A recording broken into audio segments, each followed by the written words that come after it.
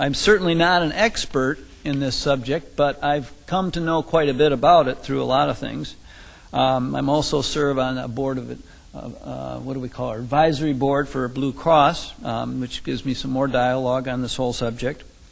Not too long ago, along with Fred Keller of Cascade Engineering and John Jacobois of Monarch Hydraulics, and myself, as manufacturers, we had some dialogue with the local hospitals to try to encourage them to move into the subject of lean healthcare, because we were lean manufacturers and we thought that that would be a win-win for the community.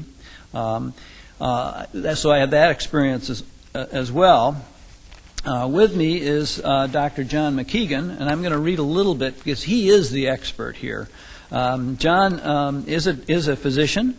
He did a colon and rectal surgery residency in Grand Rapids. He's a fellow of the Royal College of Physicians and Surgeons of Canada, and the American College of Surgeons, and the American Society of Colon and Rectal Surgeons. He's a founding member of Hospice of West Michigan, a member of the Board of Care Choices of West Michigan. He was chief of staff at Ferguson Hospital, which is right across the street from us, when it was located here.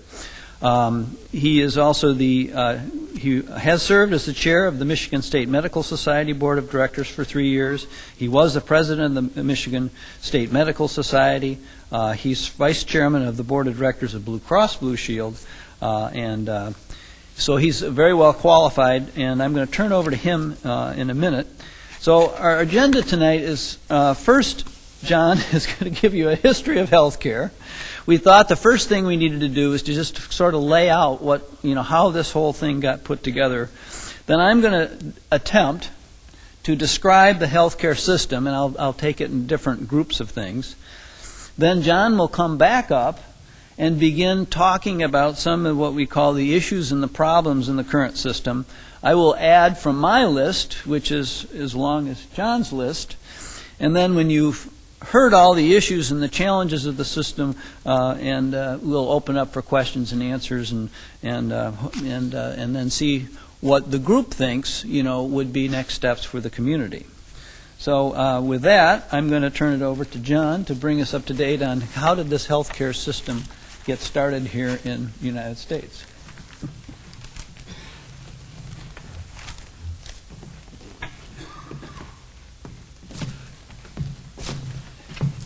This is a little bit of a dilemma. A Canadian trying to explain the American healthcare system. You have to know that I'm a colorectal surgeon, so if I get a little bit behind in my work here tonight, I like it a lot better that way.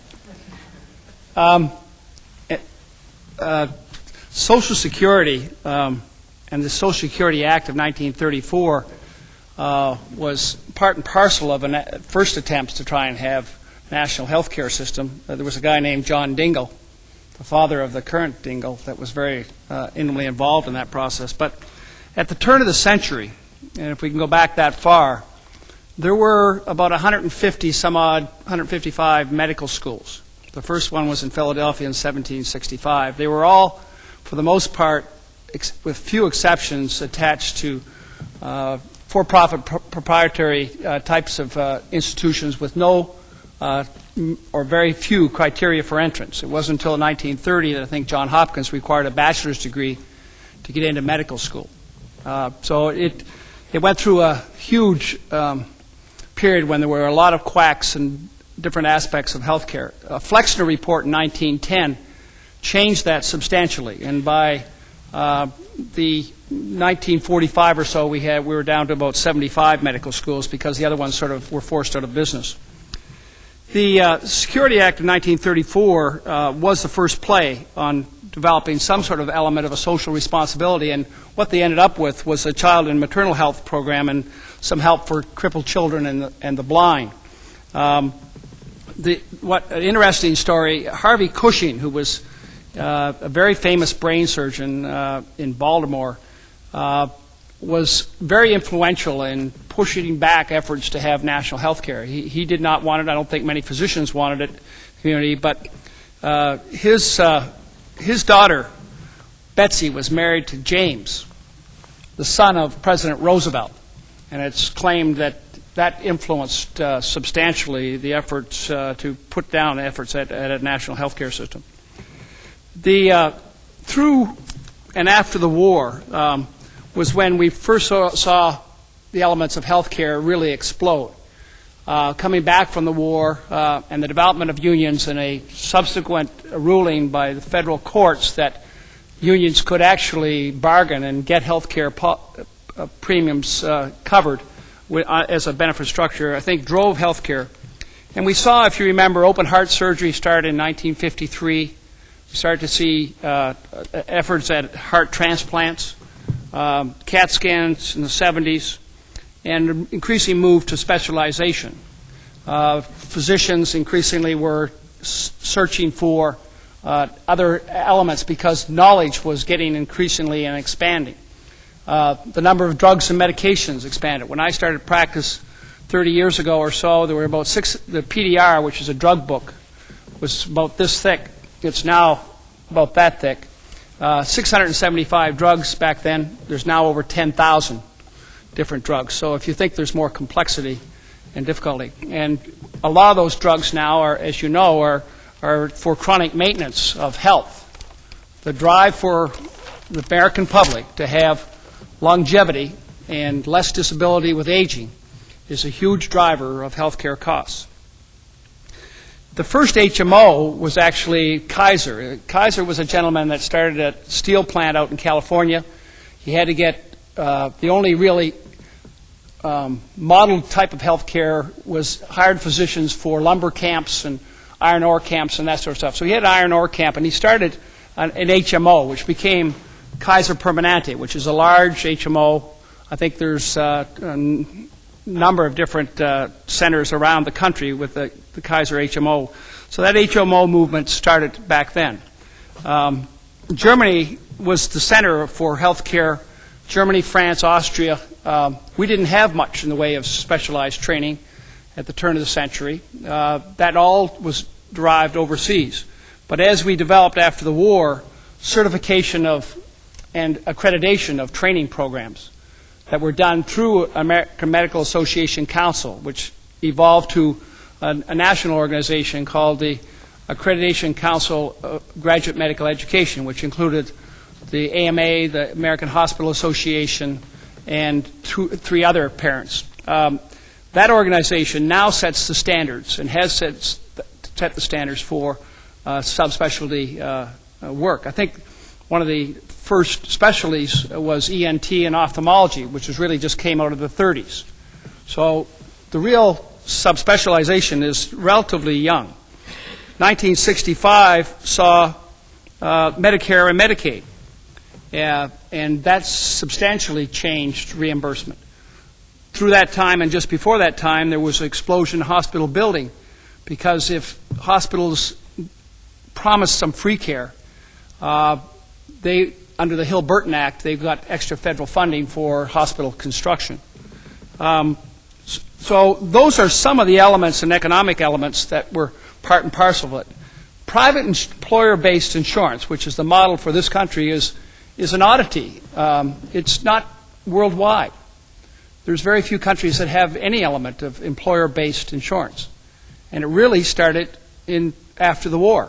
1939 was the first Blue Cross Blue Shield, and it was there was one in California at the same time as there was one started in Windsor in Canada, which got transported to Michigan. So the Michigan Blue Cross Blue Shield that you know is one of the early people, and Blue Cross Blue Shield is not Blue Cross Blue Shield. It's a label, but there are numbers that are large for-profit entities and some that are non-for-profit entities. The one in Michigan is one of the four largest or so, the second largest, I think, non-for-profit health care company in the country. So that gives you a little brief piece on medical schools, graduate medical education, insurance products, and intervention of government. Back in 1934, government was only involved in about 20% or less of health care provision, mostly for the military and that sort of part. Now they represent 52% of health care between Medicare, Medicaid, and the military and others. And Medicaid now is substantially larger than Medicare. It is 25% of children under 5 in this country are cared for under Medicaid. 35% of deliveries are carried by Medicaid. And as all of you know, Medicaid has exploded in this state from 1 million at the start of 2005 to 1.4 million at the end of 2005 and approaching 1.5 million now. That, coupled with 1 million uninsured, means that we have 2.5 million people either on Medicaid or uninsured in this state, which is about a quarter of our population. Thank you.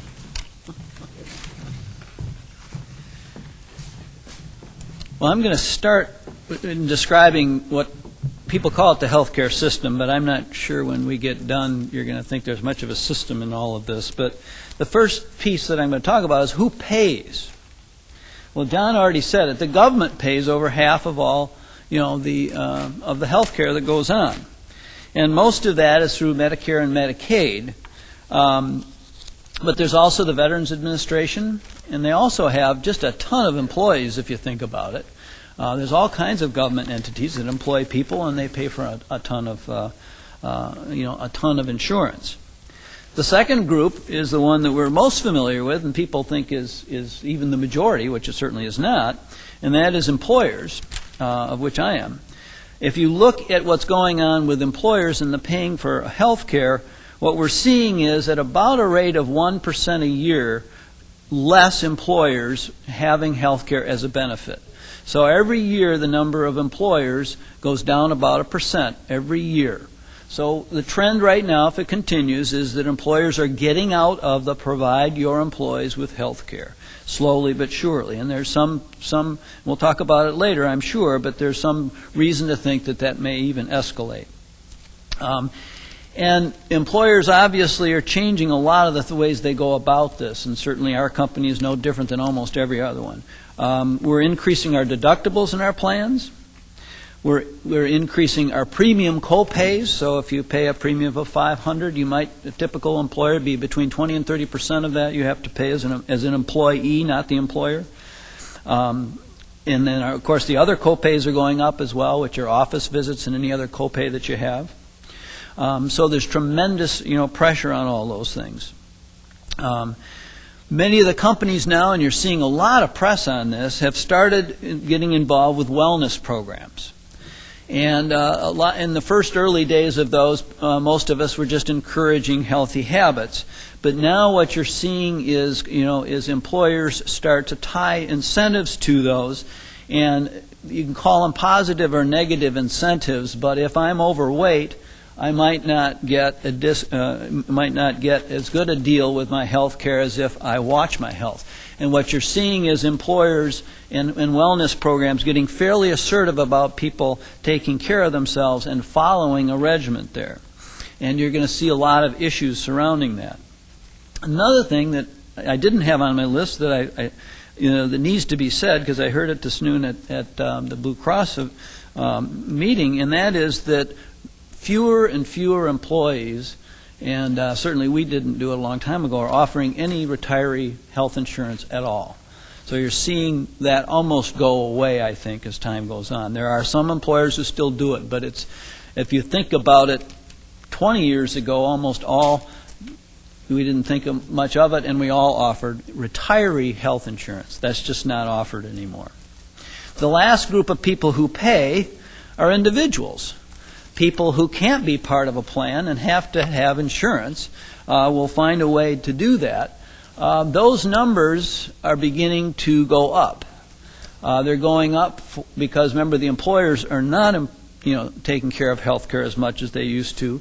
So the number of individuals having to go out and get health care is increasing, and some companies just never offered it in the first place. So that's who pays for it. Then you have the health care plans themselves. You have the government plans, Medicare, Medicaid. I won't go into any great deal of that. Certainly John knows a lot more about that. But one of the things that's pretty obvious is the government caps how much they pay whoever, pay for those plans. So if you're a doctor or you're a hospital or whoever you are, your reimbursement doesn't just go along with inflation. It gets capped, and in some cases it gets reduced. And this has been going on for not a long time. I mean, I was on Mary Free Bed's board maybe 15 years ago, and they were talking about this challenge. That the government, particularly Medicare and Medicaid, because they don't continue to increase with the amount of additional care and technology and everything else that's going on, that puts a tremendous burden on the rest of the system. And since they're already a majority, it has a tremendous influence. Then you have, of course, the insurance companies. John mentioned Blue Cross. Blue Cross is, of course, a special situation in a couple ways. One, because they are the employer of last resort in the state of Michigan, so they have to offer you that individual insurance under certain requirements. And when they first, were organized, they have sort of a special position. As a result of that, they traditionally always had a better deal with all the hospitals and everybody else. That is not necessarily the case anymore. Another large player here, but not nationally, of course, is Priority Health, which is very large locally. Insurance companies have experienced these extremely high increases. A lot of what's happening, though, is that we got this what they call cost shift. If the government doesn't pay for it and the costs go up, well, we can just charge the private insurance private people more money. So we've had that going on for years. Obviously, you've seen plan design changes, and most of us have been around long enough to see HMOs are going to be the answer, and that doesn't seem to be quite the answer it used to be. We've got what they call PPOs. One that I like to at least mention is one called capitation, which is a very clever thing. They started doing it in California and some other places. It was actually a very worthy thought, and that was that you bundled all the services in a healthcare system together, all the doctors and the hospitals and everything that you needed, and then you provided everything that's needed, and then you capitated it by a per person fee. So the incentive on that system was to keep the people healthy, which is kind of an interesting thought. Under capitation, if you paid for a fee, in other words, for all my employees, I paid a certain amount of money. I paid that money regardless of what the experience was. So there was all the incentive in the world to keep the people healthy, not to have all those costs be incurred. That has really not happened. I remember when they did the merger here, they even had a special provision for capitation, but it just really hasn't happened in this community. Another bundle of people in the healthcare system are people who provide pieces of the healthcare. We most often just think of hospitals. Think about how that's changed. You have inpatient people, of course, but a lot of people don't go inpatient anymore. If you have a baby, you're out in an unbelievable amount of time if you have a child. So a lot more is outpatient, and so hospitals have both inpatient and outpatient services. A lot of hospitals have clinics around. They may, for just general type service to make available things. And then they also have something called emergency rooms, which some people think are clinics, but they really aren't. But emergency rooms are a big part of the healthcare system in the hospitals, and they create a number of different issues surrounding them, because if people don't have any health insurance, you go to the emergency room and they can't turn you away. Another big bundle, of course, is all the physicians' practices.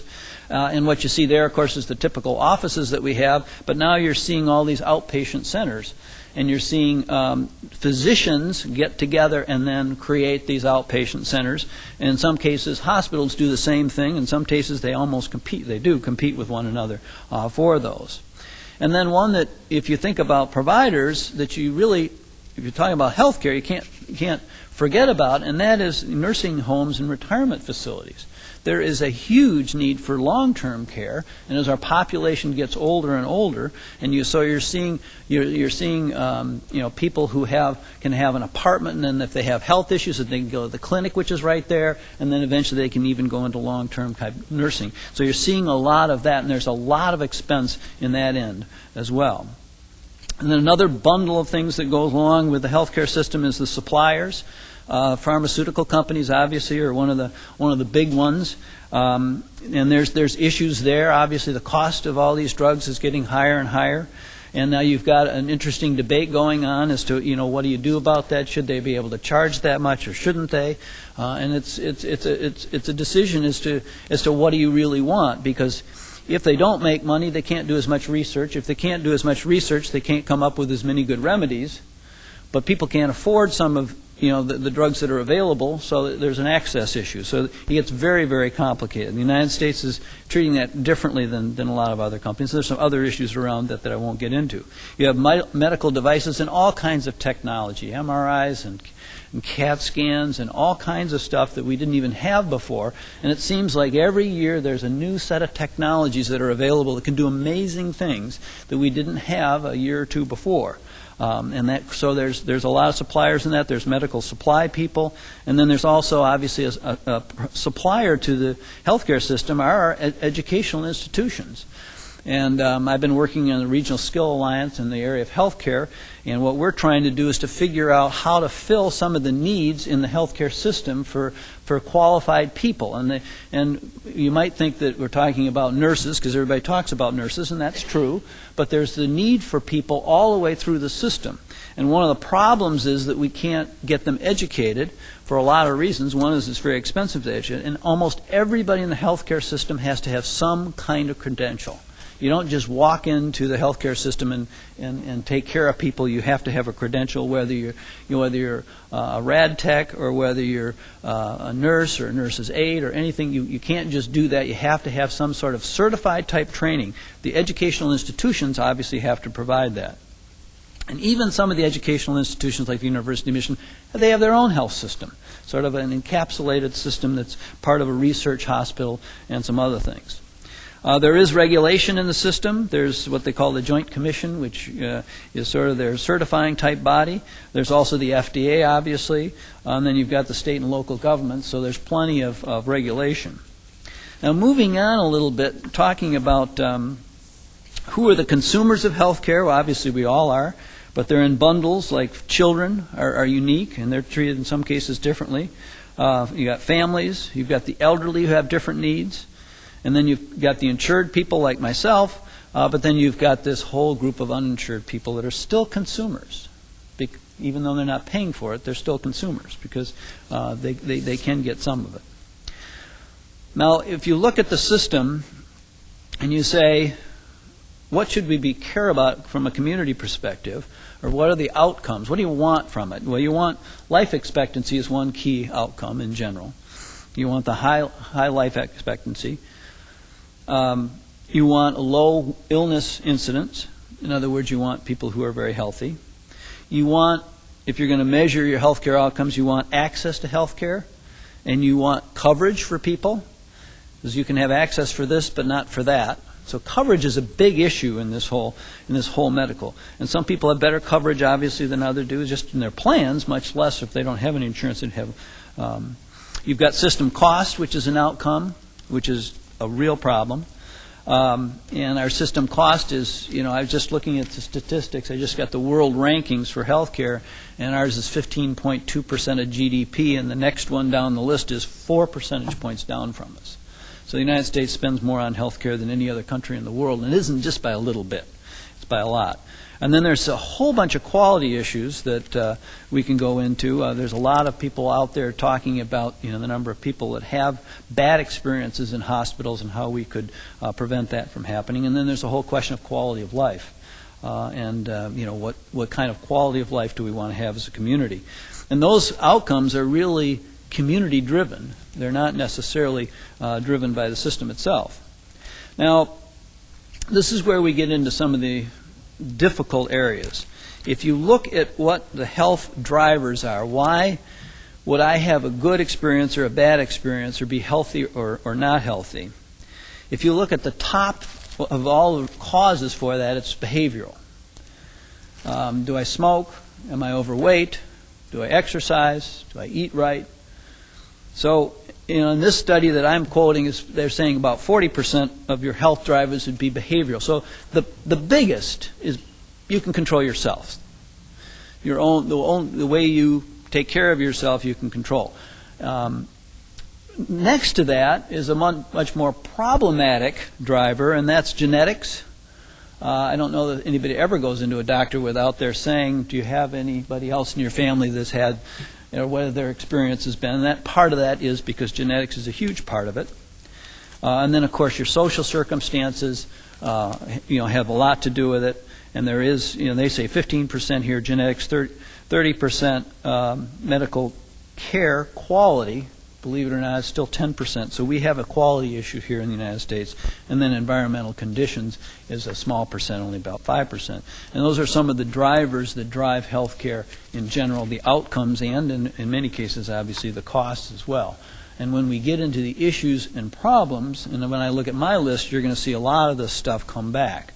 But that's just sort of a glimpse of the system, so to speak, or lack of system, is what we might say, because it is a very, But now John and I'm going to let him lead off and talk about some of the issues and some of the problems that we have with the healthcare system. He's got a list, and I've got a list, and I suspect we'll have a lot of the same things. And there's been a lot of work done. There's some fine work being done in this community, in this state, on this subject of some of the issues and some of the problems. And I don't know that either one of us has got the solution for any of these, but hopefully by the time you're done, we'll get some feelings as to what you think possibly could be done. So, John, I'll turn it back to you. Well, I'm a physician, so I'm going to talk a little bit from the physician's aspect. I think the public, and a lot of the public, thinks the AMA runs the healthcare system in this country. I'm here to tell you there's about 825,000 practicing physicians, and only 225,000 are members of the AMA. So it's not the AMA that's running our healthcare system anymore. Maybe they had some influences of graduate medical education and ethics and those things after the war, but at this stage of the game, physicians are dropping out of membership like they're dropping out in accounting and in lawyers and every other organization. Physicians, frankly, are disenchanted, have lost trust, are disillusioned. Their incomes are down. We had planning in the 70s. We had discounting of physician fees by 30 to 40% in the 80s. And there's been no recovery from that because everything's been essentially budget neutral since that time. We had managed care in the 90s, and now we have patient-centric care, which really means large deductible health plans to share responsibility and accountability as another experiment. And as well, we have incentive-based programs that are for hospitals and physicians to try and improve elements of safety and quality, which I think are all good things, but I think we're in many ways chipping around the edges. To profess means to speak out. So as a profession, we as physicians have been speaking out, but we really haven't had a place at the table over the last 30 years. Others have tried to find ways to discount our role in that piece. In fact, through the 70s and 80s, the average physician was thought to order $250,000 worth of tests. So if we just reduce the number of physicians in this country, we reduce cost. There's been one new MD school in the last 35 years in Florida. There's been several DO schools.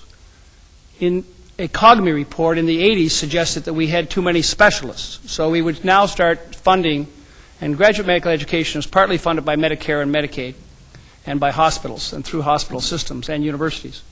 But we would reduce the funding to 110% of the number of people we graduated. We graduate about 16,000 a year. So that reduced the number of immigrant physicians that were eligible for positions and reduced the number of open slots for specialties. So now we have more people competing for specialties. Well, with that and the public going up, some people are projecting shortages of physicians between 20 and 25 by 85 to 225,000. And if it takes up to grade 26 and beyond to get to be a specialist, it's going to take a long time if we start ramping up now. Medical schools were asked to drop their numbers by 15% about 15 years ago because there was a thought that there was too many physicians. So now, surprisingly, they're being asked to ramp it up, but with no extra dollars thrown in the system for either training graduate medical education or for training medical students. West Michigan, we're fortunate. We're going to have 100 new medical students eventually by about 11 by the time we get up to 100. We're going to start maybe at 30 to 50 and move up.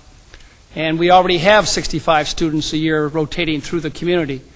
And that will be our best chance to be able to have a leg up on many, many communities because 50% or so of those that are trained will stay in the state or stay in the area. And I think that is probably our best opportunity for us. But the rest of the country, it's going to be difficult when we have that much. We're either going to have to provide dollars for education and funding, or we're going to have to steal from the rest of the world their intellectual capacity. And I question whether that's even a moral alternative as well. So with that sort of background of disillusionment and disenchantment and physicians who aren't used to failing, and when change feels like failure, they get very uncomfortable. There are the issues, as has been mentioned, of access. If you don't have an obstetrician because of liability insurance rates, or because you can't graduate enough of them, or because they're now Generation Xers and they've only been allowed to work and used to train at shorter hours, they're not going to be accessible to you and I and our kids and our grandchildren as much as it is for the uninsured. So it is a problem not just for the uninsured, not just for Medicaid. I mentioned how significant Medicaid is and the uninsured population. There are federal laws, EMTALA laws, that require a hospital to take people, no matter who appears at the door, and not shuffle them over to the hospital down the street. Well, there may be some cost shifting, Wynn, to employers for some of that care, but there's no cost shifting to the physician. The physician has no way to increase their fees under a process where Blue Cross controls 76% of the business in the state. Medicare controls a good portion of their business and Priority the rest. So as a physician, and I looked at my figures for a presentation at Blue Cross 2 years ago, and over a 20-year period, I was doing 25% more procedures, and my income was exactly the same from 1984 to 2004. So if physicians, yes, there's outliers. There's people that are doing interventional types of things, new technology, because our society adopts new technology quickly and easily. Look at now, the medicine's on the news nightly. Knowledge is no longer in the domain of the physician. It's on the internet. So everybody's got their own spin on what's appropriate for them and their own health care. The Medicaid issue is a huge problem. It came out as federal legislation with funding that was supposed to be equal to Medicare. But the average physician gets about 60% reimbursement for what they get for Medicare, for an office visit.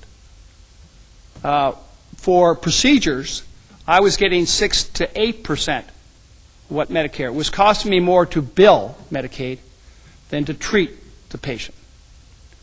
And that is unsustainable. There's no new dollars in Medicaid. In this state, they're spending $7 billion. 70% of the nursing homes, 70% of the budget's going to nursing homes.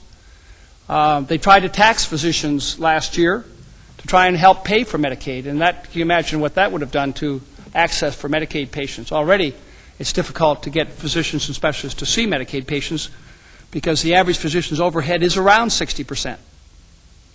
And so in many instances, it's difficult to have patients that have difficulty with transportation and don't show up for office visits and then leave open slots. Physicians are feeling, and I read an article a couple years ago about hamster health care. They're feeling like they're on a treadmill. They're having to work faster, spend less time in a reimbursement system that does not value their time and their knowledge and their consultation. It's all about episodes of care and reimbursement for acute care and not about chronic care.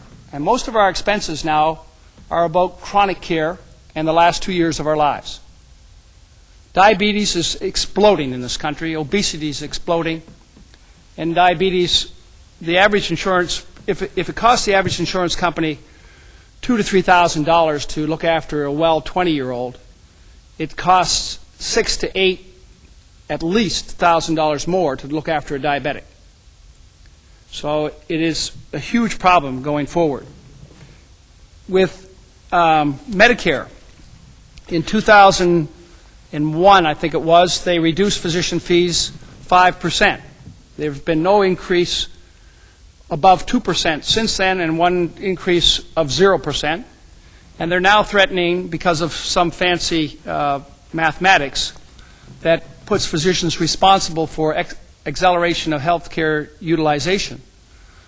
They're reducing Medicare starting in the first year by 5% across the board.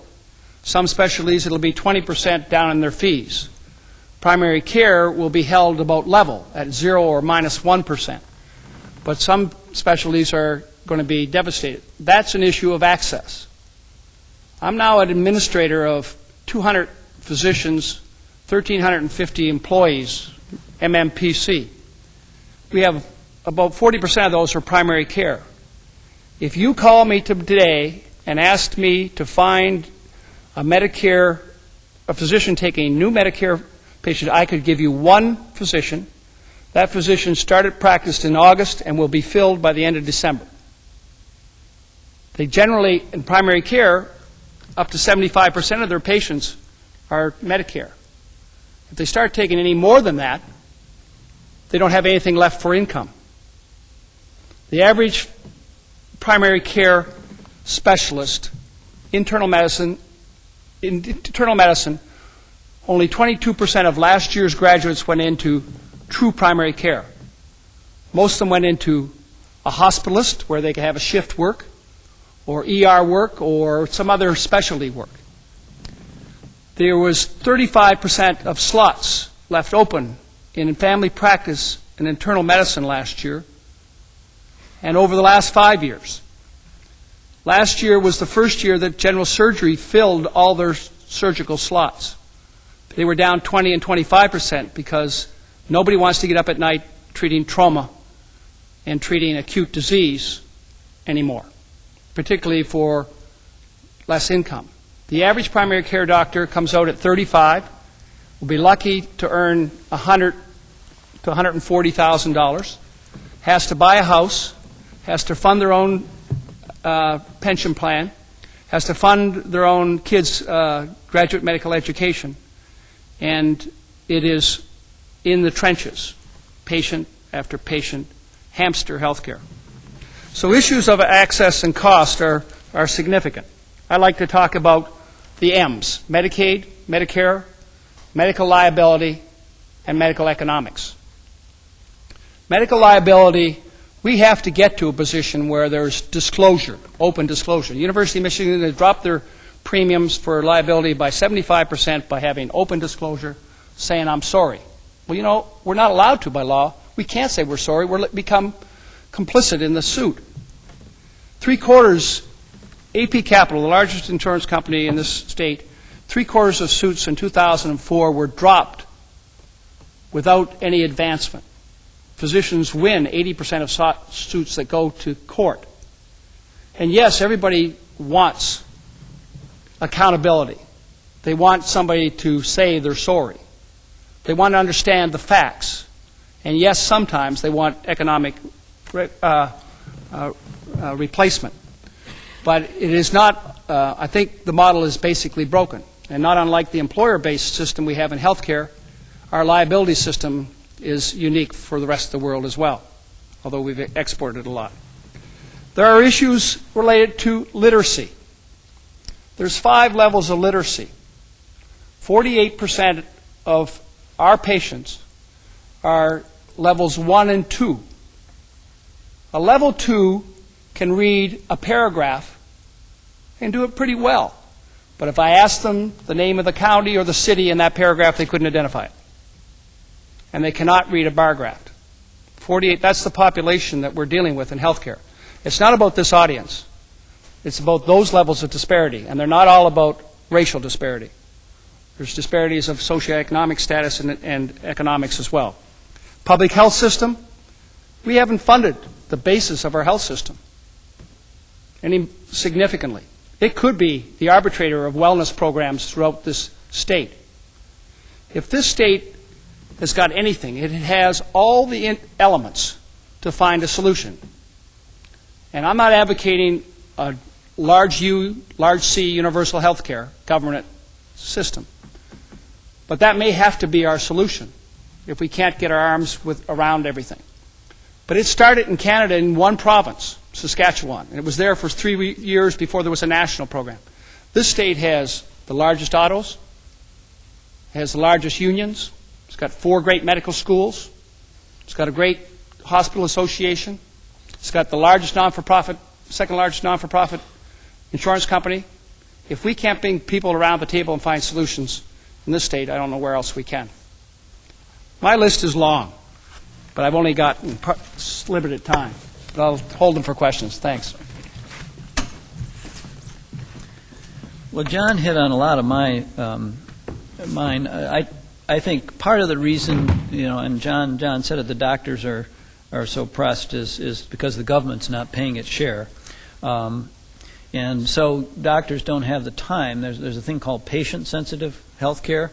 That's where you really learn about your patient enough to know what's the appropriate choice of the 3 or 4 choices. But they don't have time. They don't have time. They've got to get to the next patient and the next patient. So we got some real interesting issues. A couple comments on employers. You hear from GM all the time that there's more cost of health care than there is steel in their cars. Another thing you need to realize is that on the international competitive front, in global competition, other countries are paying for the health care, so the individual company with the price of their products aren't putting their health care into their products. And that becomes very non-competitive for the United States, particularly when we have the costs that we have. Wellness in general buys limited returns. And I do want to make the point that everybody shares this cost problem with healthcare insurance. It isn't just a private employer problem. You're seeing it in the schools. Every contract is tough to sign because the healthcare costs go up and the schools can't afford it. The government entities are all finding the same issue. So this problem of the cost of healthcare is more than just the private. It's also throughout the whole community. We keep growing our coverage. I mean, John didn't really talk about that, but he talked about the number of drugs that we have, but we expect the latest and greatest, so we just add it on as if it doesn't cost anything, and it's okay. One thing you need to think about is some things. Now, Oregon had this problem with their Medicare and Medicaid, so what they did, which is very controversial, and other countries do this, they ration health care. They say, we will cover this and this and this, but we can't afford to cover everything, so we won't cover this and this and this. And we're getting there, folks. It's just a matter of time before we have to make some very difficult choices. And you can do it lots of different ways. But rationing of care. And then you get into the dynamic of rich versus poor in that rationing of care. And it's just getting worse and worse and worse. Who's responsible for wellness? Well, the individual is. Is it the companies creating wellness programs, or is, like John talked about, is it public entities? Why doesn't our county health department deal with wellness? Why don't we as a public entity begin to worry about some of the things where we could easily help ourselves and help individuals live a more healthy life? John didn't talk a lot about it, but there's some interesting data, and it's one of the problems when you hang around with these healthcare people. You learn about things like variation. Well, variation studies are when you have certain protocols for a certain condition, and there's a certain determined protocol, you would expect that every doctor would follow that same protocol, or a hospital for that matter. It doesn't matter who's providing the care. Well, what you find in a variation study is that they don't. They don't follow the proper protocol on a consistent and ongoing basis. So there's a tremendous opportunity, and actually some of these incentive plans are working toward that. And there's lots of reasons why that's true. I'm just telling you that it was amazing to me, being in manufacturing, looking at quality data, to say, well, why don't they do, if that person's got diabetes and this is what you're supposed to do, why don't you do that 99.9% of the time if that's what you're supposed to do? Well, the answer is it doesn't happen, and it varies from community to community, in various areas. And I've seen some of that. It's quite interesting. If you're in the hospital, be sure you have somebody with you. Don't go in alone, and it's 24/7. You can't afford to be in a hospital by yourself anymore. There's too many things that can happen. It can be literally dangerous. Just talk to people who've been in. The nurses will tell you it's wonderful to have somebody there, because things happen. John could probably explain the pressures on hospitals, but there's not enough nurses around. The shifts are, the protocols, the paperwork, lots of reasons why that's true. But I know whenever I talk to people, you got to have somebody in. If you're going to the hospital, you better have somebody there most of the time, particularly if it's a critical situation.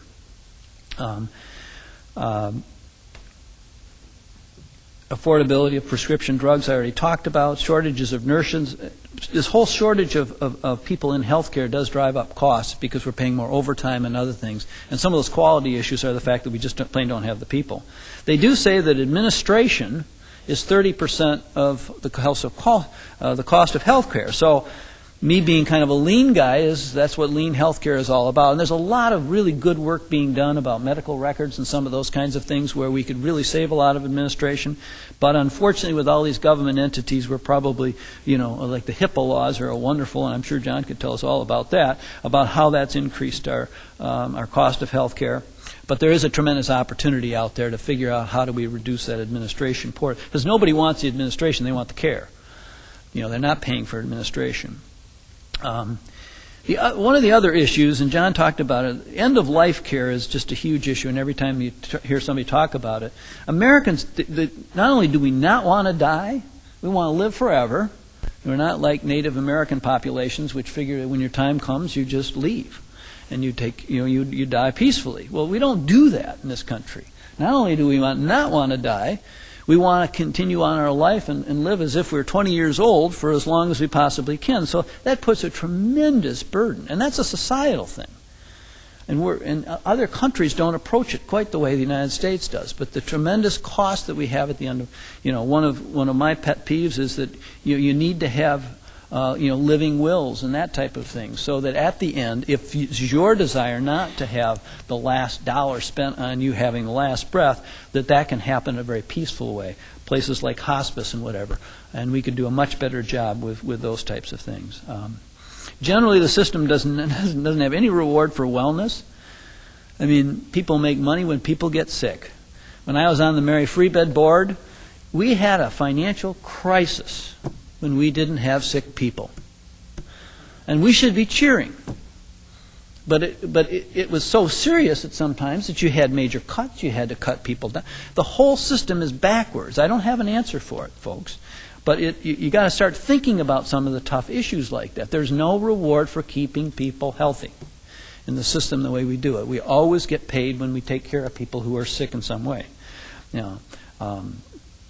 Mental health is a big issue. We didn't really talk about that, but the relationship between mental health and physical health is a big issue. This whole idea of sharing cost information, particularly employers always talk about this. Why don't you just share all the information so that we can have reasonable charges for reasonable things? But it's also sharing it so you get best practices going back and forth, and you drive down costs and increase quality as well. So there's lots of issues in healthcare. I've just touched on some, John's touched on some, but I'm going to open it up for questions for obviously the doctor, probably more than myself, but we can give you some thoughts as to where the community. There are some things being done about some of this, but frankly, I think that we're heading for a storm real quickly. You're hearing it more and more and more that employers are saying, "I'm tired of it. I can't win. I want to get out of the healthcare business. So here, take this amount of money and you go find your own, because I'm not going to do it anymore." And that's what these high deductible plans are going to do. You give people a pot of money, and that's going to be a great solution. And some people think that may very well help a lot, and it probably will. But is it the ultimate answer? Probably not. One of my worries is it's going to pit my employees against my employees. The people that have really good genetics and are healthy against the people who may not have very good genetics. So you get this back and forth kind of thing within it. And that's one of the reasons I think some of the employers are saying, I'm out of here. I'm just not going to do it anymore. So anyway. Roughly 10 years ago, the hospital lodge in Butterworth about this. Some people at the time argued that the combined hospitals would do away with duplication and we could run a cheaper, leaner ship. Others responded that no, without the competition, costs would go up. Now that we have 10 years of experience, do you have any comment on that argument at the time? Well, I was pretty close to it because they had a financial advisory committee to watch over and to make sure that the decree put down by the judge was followed. And it was an interesting process because it wasn't a real precise decision on the part of the judge. And I can tell you that Butterworth Lodge at Spectrum abided by everything that the judge had wanted. They did the price freezes and whatever. It was very clear, though, as you go through that the world they anticipated when they wanted to merge was not the world they ended up in maybe 3, 4, 5 years later.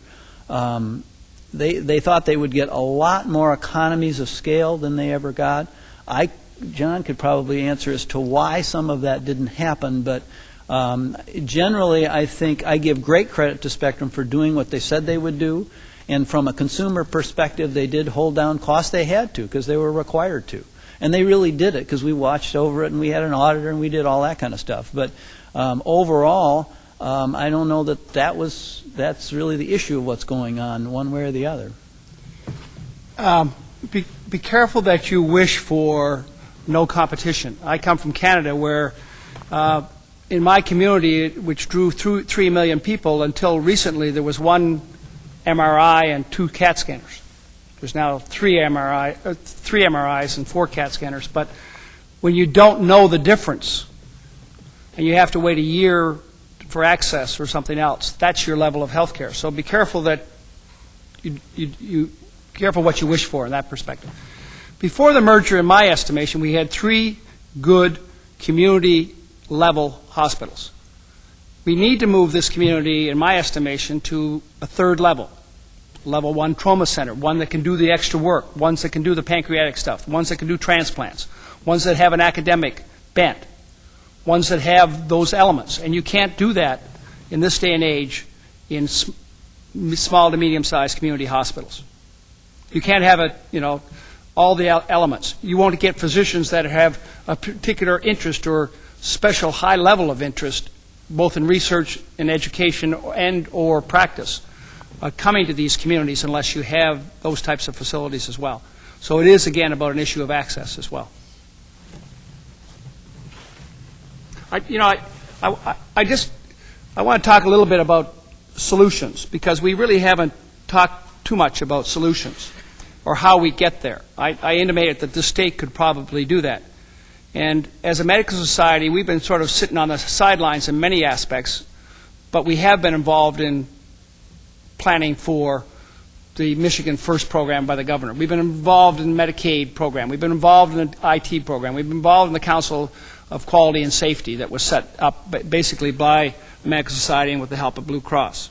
We've been involved in the workforce reports. So we heard about not just physicians, but by 2020 we will have 100,000 shortage of healthcare workers in this state. 44,000 RNs shortage. The average RN educator is 63 years old now. The average nurse is 47 years old now. The average nurse in acute care lasts 2.5 years. The average nurse in nursing lasts 9 years. When the economy's good, the nurses go home. They don't nurse. When the economy's bad, they come back. That's the reality of where we are with nursing and healthcare. As a medical society, we put and surveyed 65 healthcare leaders and tried to find solutions. And we got a number of different things, but one of the things was that we started a plan, and those plans were around some of the elements we talked about. A sense of community wellness. Not every employer having a wellness program. About POP in the schools, nutrition in schools, exercise in the schools, about obesity, and about smoking in this society. And we've put a group of business leaders, healthcare leaders, and physicians in a group to try and get their hands around wellness. We've also done this very same thing with value, optimizing value by reforming the whole healthcare system. And that's a number of different things.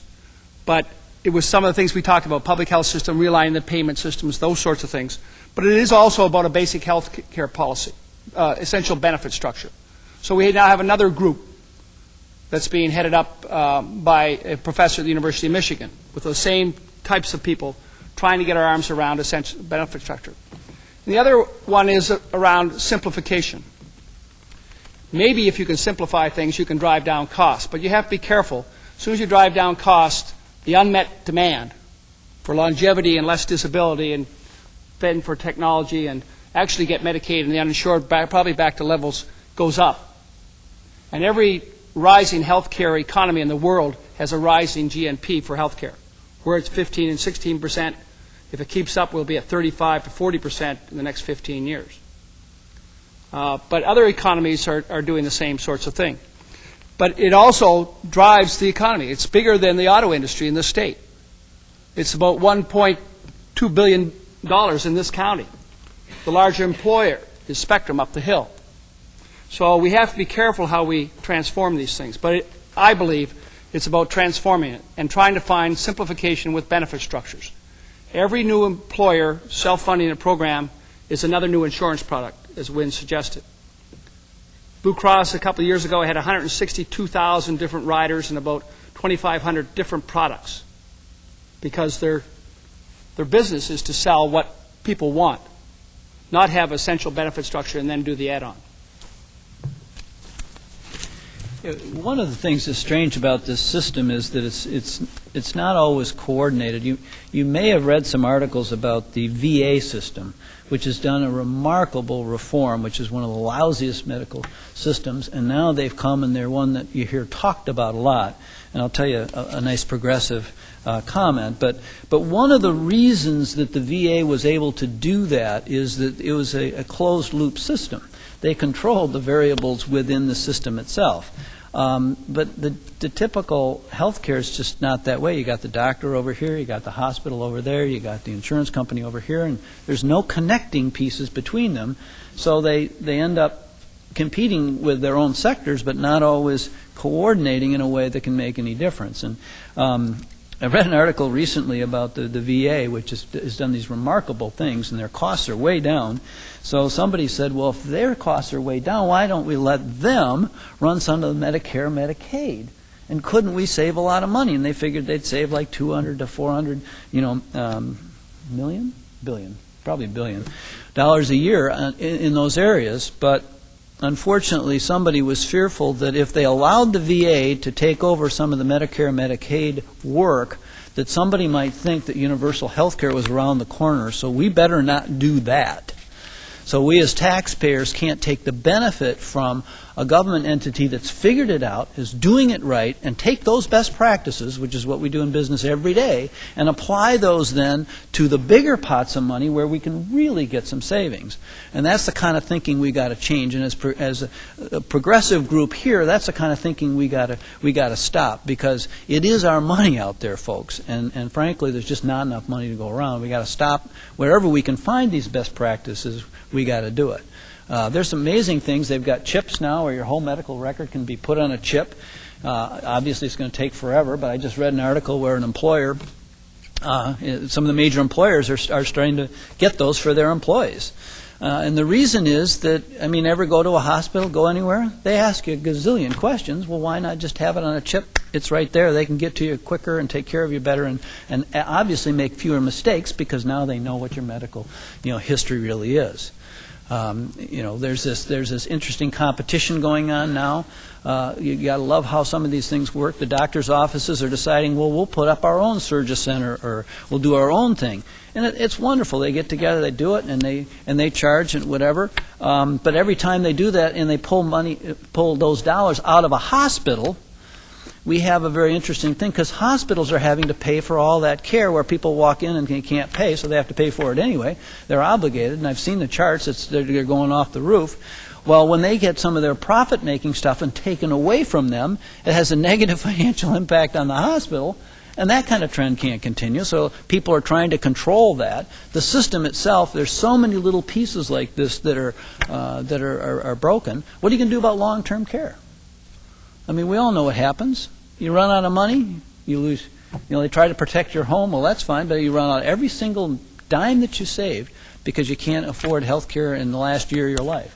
We don't have any solutions for any of that except savings accounts, insurance stuff, but it's all about taking care of it early and not later. But anyway, another question. In a positive event, has there ever been a suggestion to give a decrease in premiums to employers to provide either a workout area for their employees or pay for them to join a club that wouldn't have anything to do with genetics? It would definitely reward them for taking care of themselves and also reward the employer. The evidence-based medicine around preventive health care and exercise and those things is very sketchy. We all intuitively know, but the real evidence of what works and what doesn't work in a behavior methodology as well, because it's not just about the exercise, it's about a whole change in behavior, is very, very difficult to get your arms around. Some employers have actually held their health care costs to 4% year after year after the last 3 or 4 years by doing benefit design that's innovative, that's providing discounts. And Spectrum and others are going to be going down that road as well in their own health care for their own employees.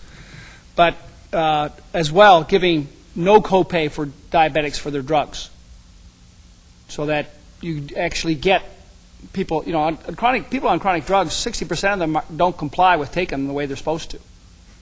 If the copay goes up from $10 to $25, 21% drop their drugs. If they drop it down to $1, they come back again. But, it's a huge problem. Yeah, there's this implication that if you just have all your people really healthy, that your costs are going to be terrific. Well, number one, that's not true. Maybe you'll have lower increases than others. What the people who have really done, and there's some fine work being done in this community on wellness programs. And gyms are nice, but I think that only helps the guy who's already working out and he can do it at work and he's already doing it at home. So it's a very, very small percentage. The real benefits in a wellness program are when you get a health profile of yourself, and then you find out what your issues are, and then there are incentives around you dealing with the issues that you may have. The problem with that is that I may have issues and John may not. And then the employer gets a little tired of the people coming in and saying, just because I'm a little overweight, I'm having to pay more for my health care, blah, blah, blah, blah, blah. So it puts the employer in the middle of that. Now, maybe that's fine because we're paying for it, but it creates it. They also say that if you start with that, it's usually probably an 80-20 rule. And the people who put costs in your employer plan are usually these people with these chronic disease issues. And they're absorbing about 80% of your costs. Unfortunately, the ones that take care of the wellness and do all that good stuff are the other people. So you can usually reduce that and get some to convert over away from some of the chronic, and there are success stories. But the research right now is saying it just isn't going to do enough to make enough difference. I'll give you one quick story, which is a great one. Monarch Hydraulics, John Jacobois tells this story. He was on a wellness kick it's about a year and a half ago now, and he gave everybody in this place a pedometer, and he said, you got to walk 10,000 steps a day and just keep walking and walking and walking. And they only have about 100, 150 people. And so he did that, made a big deal of it, and everybody was walking, and they were charting it. We have it at our place, too. And I'll be darned, but 2 people a year later came back to him and said, we were taking insulin before we started walking. But now we don't have to anymore because we brought our weight down, and we don't need to take it. And late onset diabetes is very preventable if you take care of yourself. For a lot of people, certainly not everybody. You touched on it, but the whole basis of our insurance employer basis has been community rating. And now we're talking about individual variation and insuring by individual variation, which is really putting schisms across the whole boundary of our healthcare system. I've read a lot of data. I think Wynn or maybe both slightly alluded to it. And some of these numbers vary, their estimates and so on. But it's pretty clear that in the United States we pay a lot more per capita for healthcare. And I've seen numbers like 5,500 to 7,000, goes around there. And then you take the other top, say, 20 industrialized countries in the world, that's anywhere from like 2,500 to 4,000. But whatever the numbers are, it's very clear that we pay a whole lot more in this country per capita, and then obviously on the macro basis, because that adds up. But then the other part, then the real ironic part is you start measuring some of the health quality indicators like longevity and things like that. We're not so good there. We're kind of down towards the bottom, a lot of that. So, what's the problem? Well, they're related. It's social and medical. They're related. Here's this. I just got this out from the Economist magazine. Health spending index, United States, 15.2% of GDP. The next country is Switzerland, 11.5. Some people say that France has the best, overall system for their general public of all of the industrialized countries. They're at 10.1. So they're 5 percentage points less than we are. Obesity throughout the world. The top is Lebanon, Qatar, Kuwait, Panama, United States. I mean that's the whole world now. It's huge, and those two things, they're not unrelated, And I don't have an answer for how you get at some of that. I mean, I think we've got to do some different kind of preaching in this country about the ultimate cost, because I don't know the country can afford 5% GDP. Michigan is third or fourth on all categories: smoking, obesity, heart disease, all those things. You add into our society violence, John, that creates a huge impact on longevity. Technology and advancements in technology and development of technology are going on in this country that we're paying for in the public domain and the employer domain that other countries aren't doing, and they're working off of our system as well. Yes, sir. Tax all the unhealthy things to pay for some of the resolution. There's like trans fat and sugar, since we eat more sugar per person than probably any other country in the world. Every year before the AMA, there's another resolution to do that very thing. Soda pop in schools, all those things. Yes, sir, back. The insurance lobby standing in the way of significant health care reform? I think there's a lot of people vested in this. If you take the dollar, 20%, sometimes up to 25% in previous years, but it's down now closer to 22% of the dollar is going to physicians. 25% is going to drugs, and 25% is going to hospitals. And the rest of it's all going somewhere else. Insurance agents, complexity. The average physician, overhead. I started practice, my overhead was 27%, it's now 62%. The average physician 20 years ago had 2.2 employees, now has 5.6 employees.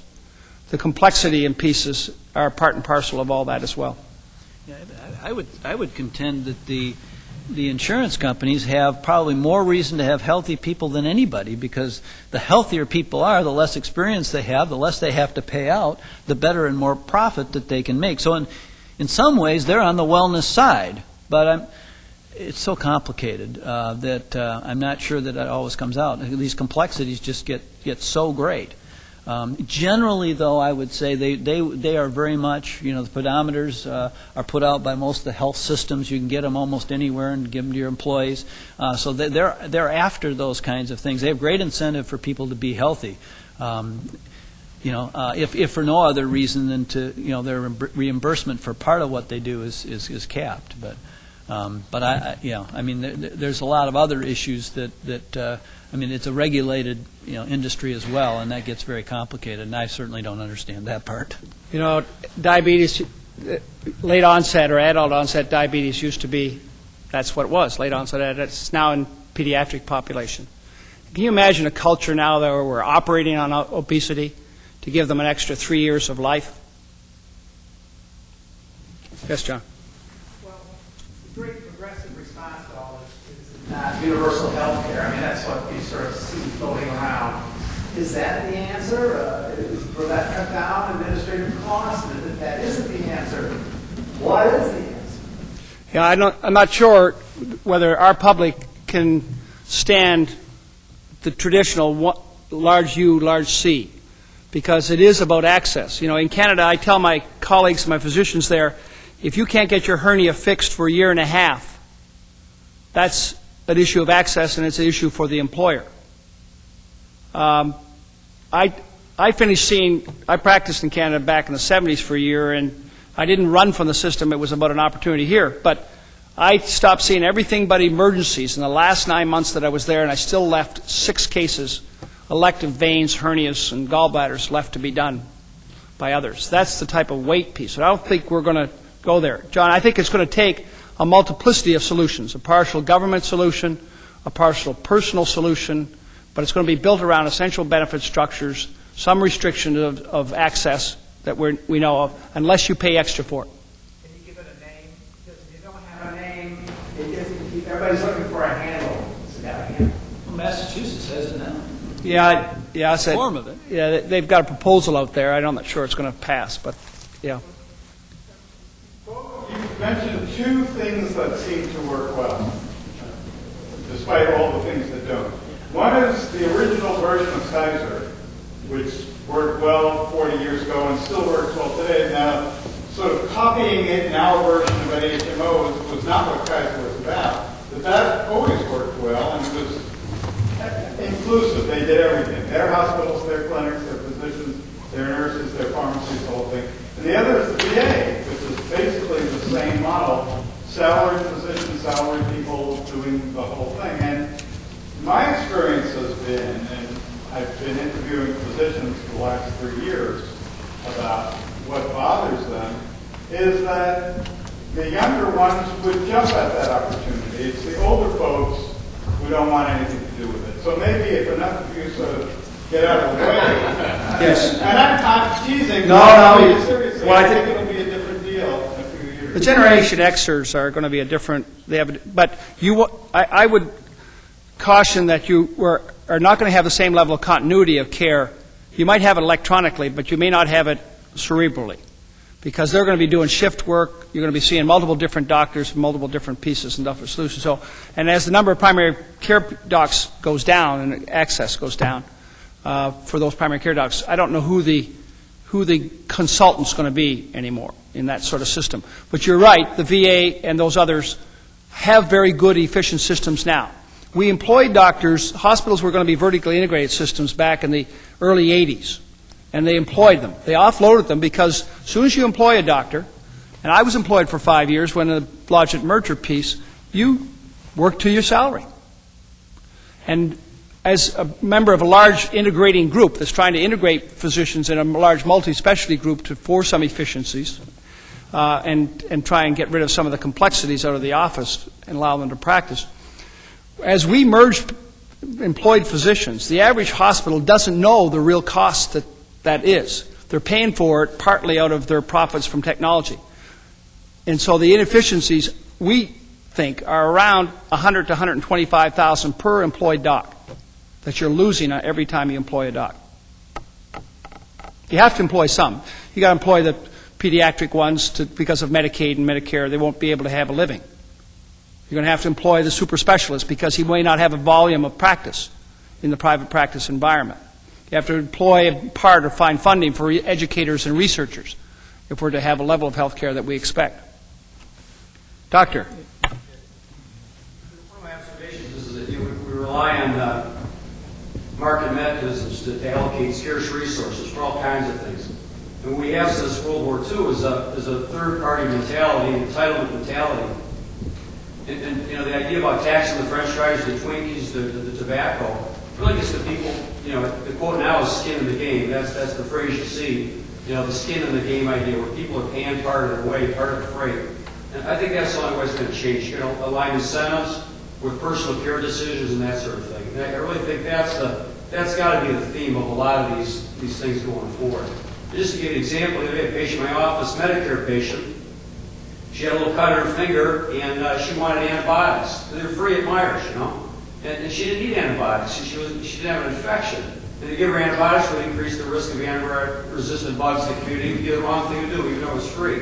She also wanted therapy because she had Medicare. It's free. I want to go see a therapist. She didn't need therapy. She needed a home exercise program. But that's the thing that's driving so much of these costs, the hips and all this kind of stuff. It's out of control because people do not have skin in the game. Well, they also have lost the trust in the physician's knowledge to sort of say, sit back and wait and see if it gets better.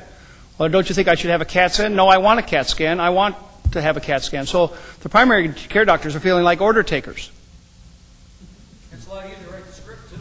Oh, yeah, because, as Don said, if you come in with a sore throat and you know it's viral, and the mother wants antibiotics, it's easier to give the prescription than take the phone call at 1 o'clock in the morning when the kid's still crying. You know, getting back to John's comment, universal health care in Massachusetts has a form of it. We hope that that'll work. Michigan is working on something similar, and John certainly is promoting that. It will help a lot in terms of the way we deliver. I mean, you've got these people who are uninsured, then you've got people walking into the emergency room where they get high-cost care for things that they shouldn't have. We'll work on some of those issues, and that'll help some, but it doesn't solve some of the underlying things, like wellness, like I want to live forever. So society's got to think through some of the other things.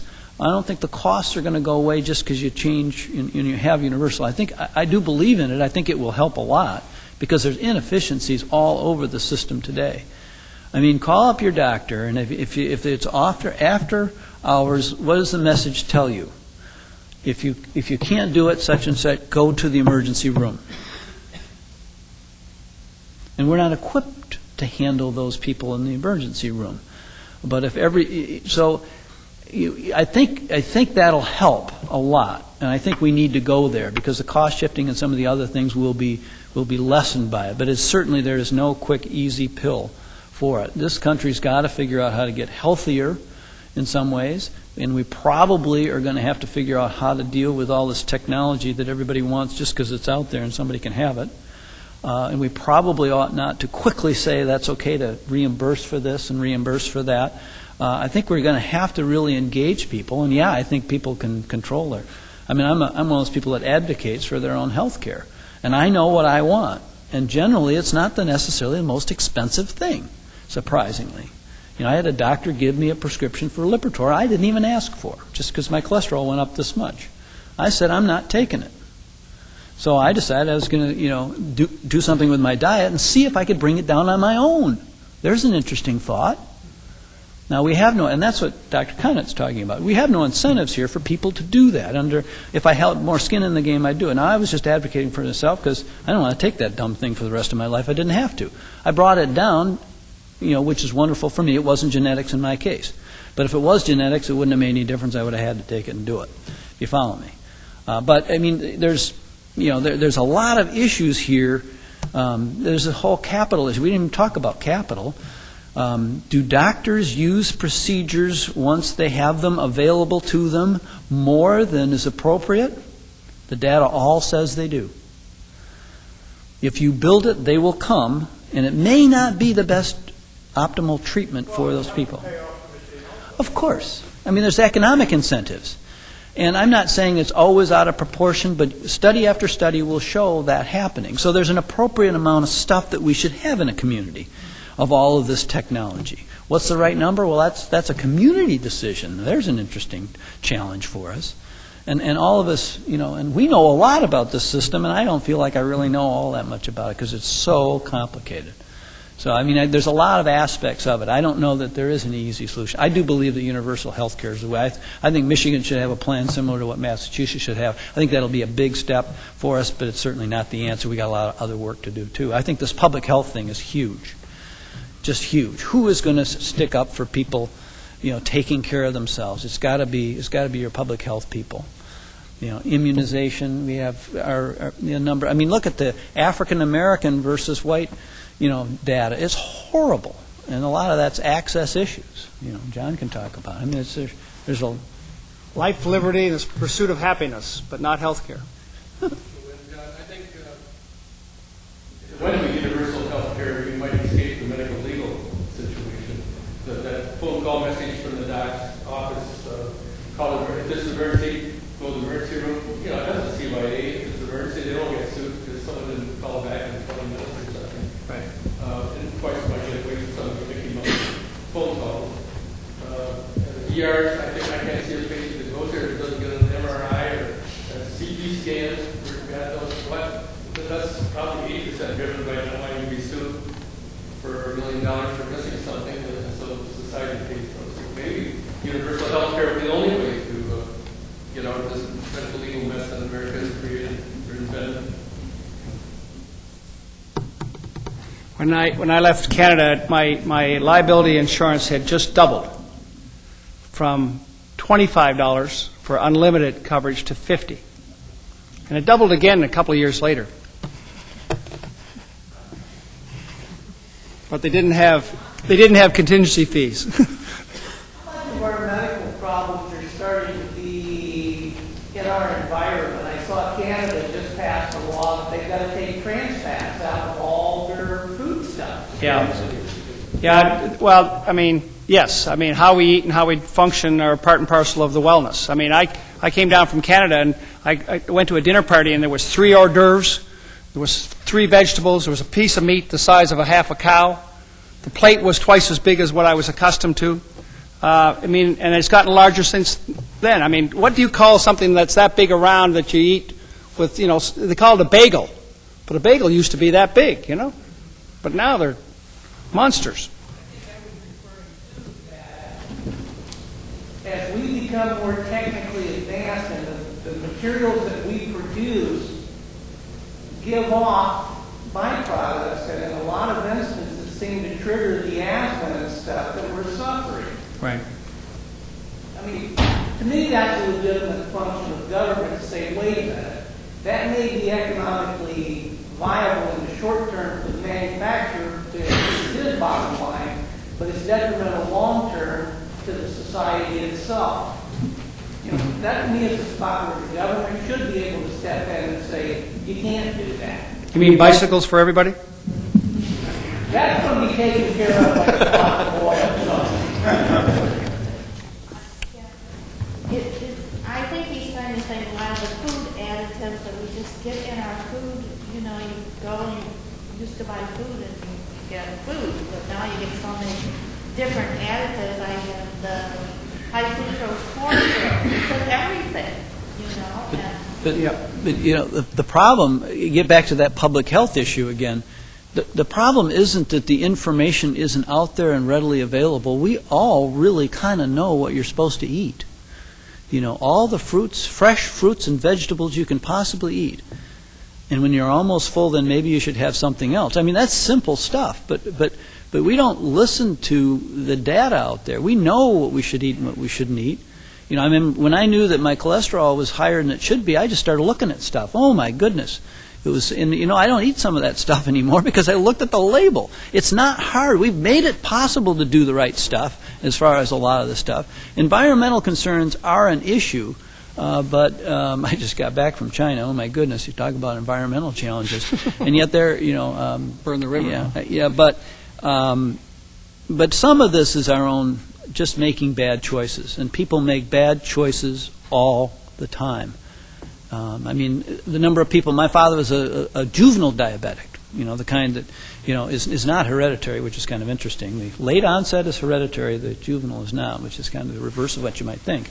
You know, and I lived with him eating correctly for the rest of his life. He gave himself 15 extra years of his life because when he got it, there wasn't a whole lot out there. They just said no fats in your diet. So he never had fats. He never had butter. He never had all this stuff. And he lived another 15 years, I swear, because the other people I know his age all did at about 55. He lived to 75 and was still playing tennis at 70. And it was all because he did what we all know we're supposed to do, but we don't do it. I also know people who choose when they have juvenile diabetes or diabetes not to follow the doctor's orders. And that's where you get into construction of health plans that say, you know, well, maybe we can't reward those people for not following some of that. So some of this is a real education thing, and I don't know how to solve that because there's so many other things in society that are attracting people to do things that are unhealthy, and we see it every day. Certainly, I don't know about the additives. The evidence for additives and stuff is pretty sketchy. I mean, everybody wants to do it. The asthma, no question, we're getting a rise in asthma like mad these days, and I don't know what all the factors are. But in their hydrocarbons that are in our air and everything else, it's got to be a huge factor. But, you know, just think back 30, 40 years ago. We didn't have all these fresh fruits and vegetables, fresh fish and everything through the winter. Our ability to transport and get access to those foods has never been better. You know, yet we're not utilizing them. Seems like the marketing noise that pharmaceutical companies did decided to go around the doctors, go directly to people. So now people don't want to sit and listen and say, I'll trust what my doctor tells me. They want to get what's on the television right now because they think it's better. In the 80s, they started firing their pharmaceutical detail people that visit doctors' offices because they thought it was going to be a vertically integrated system and there would be large buyer consortiums and hospitals would be buying and then distributing them off that sort of way.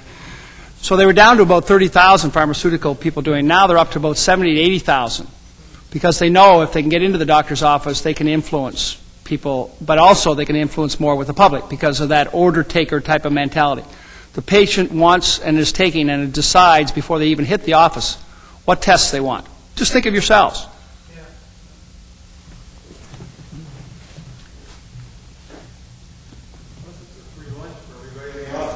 Yeah, I mean, you wouldn't. You're not in short. You're not. Yeah, you know, and that's.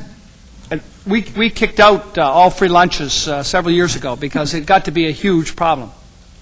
It is a huge problem. Well, thanks, everyone. Hopefully. Thank you. Thank you, sir. Sorry. No, it's all right. Good thinking.